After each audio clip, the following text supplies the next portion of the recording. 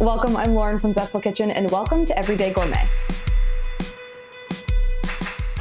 Today we're making my chewy cardamom cookies, and there are 3 reasons why I think you're gonna like this cookie recipe. For starters, it doesn't use a stand mixer. Secondly, you don't have to chill the cookie dough. And third, they are wildly chewy.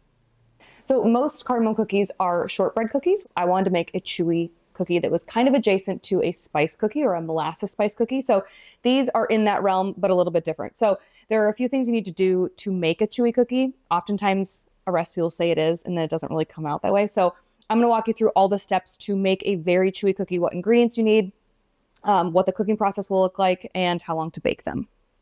For starters, one of the ways to ensure your cookies are chewy is to actually melt the butter, and we're gonna be browning the butter. And what this does is it evaporates off excess moisture from your butter. More water in a cookie dough will make for a crisp, drier cookie. So if you want a really crisp cookie, look for a recipe that uses just butter as is. But we're going to melt ours. You're going to also be browning those milk solids. So that's gonna add a toasty, nutty flavor that just enhances the brown sugar and the cardamom and all of those other ingredients.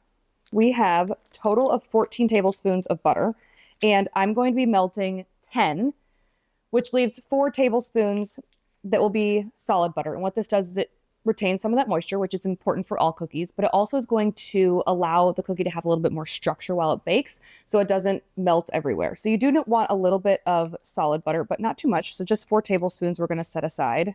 So to our solid butter, I'm gonna add some espresso powder. This is totally optional. If you don't wanna use espresso powder, you don't have to. But what this does is it enhances the overall cookie, gives it a ton of depth of flavor. It does kind of compete with the cardamom flavor. So if you want these cookies to like scream cardamom, you can totally leave this out, but I like to add a little bit. So I'm also gonna add our ground cardamom to this butter. So we're gonna melt the butter and then pour that over top of this butter with the espresso powder and the cardamom.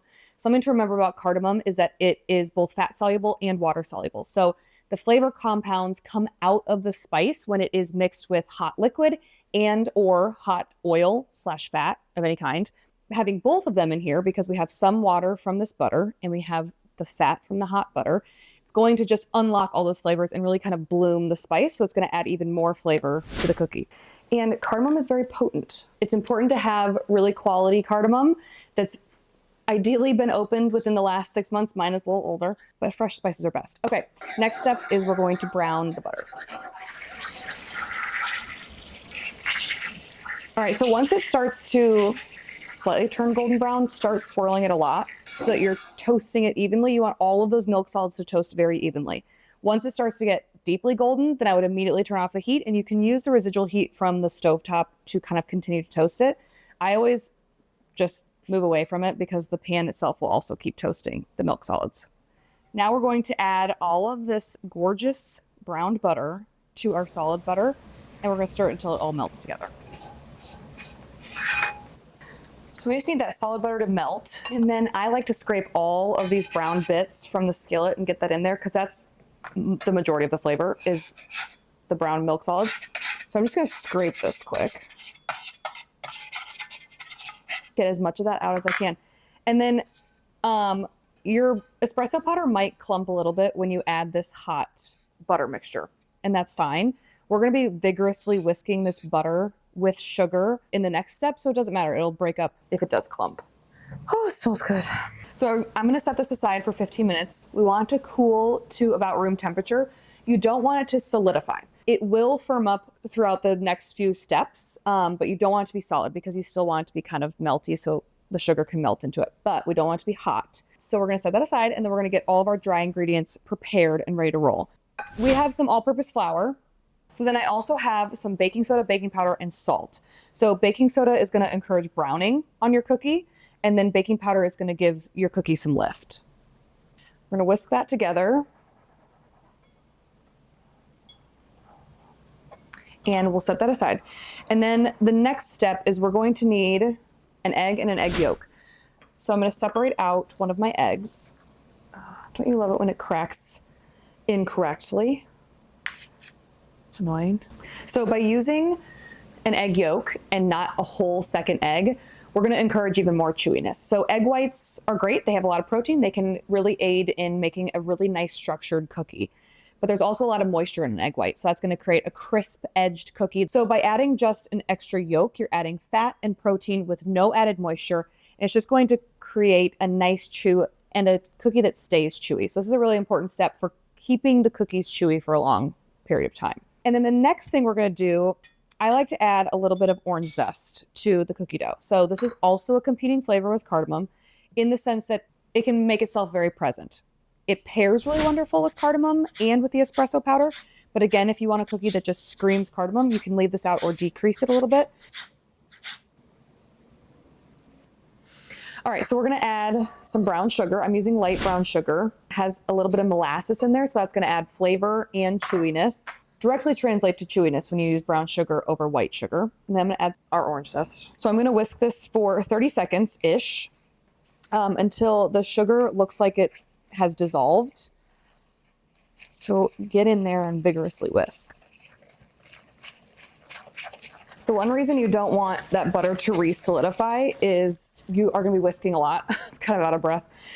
Because you want that sugar to dissolve, which is going to make for a chewier cookie. But if you have the butter already solidified, you're going to be incorporating air, which is going to make a cakier, crisper cookie. So you don't want to be adding air, so that's why it's important that your butter is still melted. That looks good. It looks close to a caramel, which is good because that means the sugar is starting to melt. And now we can add the eggs. Beautiful. And we're gonna add our vanilla. All right, and the whisking continues. This one for longer, for about a minute. And what's gonna happen is the butter is going to start to solidify a little bit. So you want it to kind of look like, ever so slightly like frosting. It's gonna become pale in color and thick.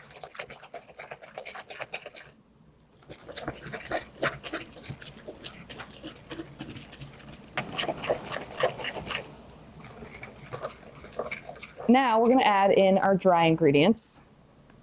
And we're just gonna mix to combine. You'll just need to mix until no pockets of dry flour remain. You don't need to be worried about over mixing it because gluten is what makes cookies chewy. So if you overwork it a tad, that's okay. You're just gonna make for a chewier cookie. I wouldn't sit here and knead it, but you can mix it and know that it's gonna be okay. Okay, that looks great. Oh, my shoulder's tired. Now for ultra big cookies, they're like the size of the palm of your hand. We're gonna use a really big cookie scooper. So this is a number 16, which I wrote notes down, is a 2-ounce cookie scoop, and it should weigh about 65 to 70 grams per scoop. So if you want to make sure that they're really uniform, I would use a scale. These are really big cookies, so we don't want them to bleed into each other. So I'm just gonna put 5 scoops per sheet pan. You can bake these as is, which would be really delicious. But I like a little crunchy, sweet coating on them.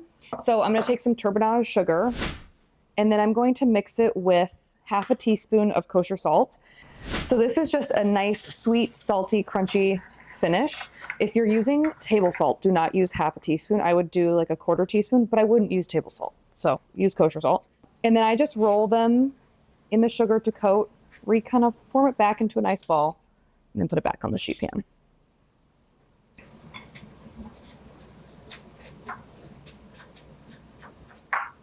Okay. All right. Oh, those look good. And then we will put this in the oven for 11 to 12 minutes. All right, so they're set around the edges. They're really puffy, and you can see in between the cracks that they look underbaked, which is perfect. So you can just set the sheet down like this and let them cool as is, and they'll slowly deflate, or you can slam the sheet pan down, which we're gonna do, so be prepared. It's a little aggressive. But you can see immediately they deflate, and then it creates those really beautiful ripples around the edges. Gorgeous. So these are, how many times can I say chewy? Very chewy, but they stay chewy at room temperature in a zipper lock bag for quite a few days. I would say like 3 to 4. Any longer after that, they will start to lose their chew. So if you want to retain some of that, you can always pop a slice of sandwich bread in there and it'll just re-chewify them. So it's a nice little trick if you have had them for a little while. Okay, we're going to try them. Oh, looks so perfect. Mmm. Mmm. Mmm. The edge is really crispy. And the center is so buttery and chewy. It's almost caramel-like. It's so chewy. You can see it when you pull it apart. It like pulls kind of like a piece of caramel. Oh, the flavor like melts in your mouth. It's toasty, it's buttery. The cardamom is so beautiful in there. They're really the perfect cookie. And what I love about this is the base of the cookie can be used for all different kinds of flavors. So if you want to skip the cardamom and skip the espresso powder and the orange and just do cinnamon, this would be a really delicious cinnamon cookie or a really delicious brown sugar cookie. It's a great formula. It's a great base. Play around with the flavors, play around with different spices. Let me know what you end up doing. If you try the cardamom ones or if you try a different spice, let me know. All the details for the recipe are in the caption below, and I hope you enjoy these. Let me know how it goes, and I hope you meet me back here next week for another Everyday Gourmet. I didn't breathe.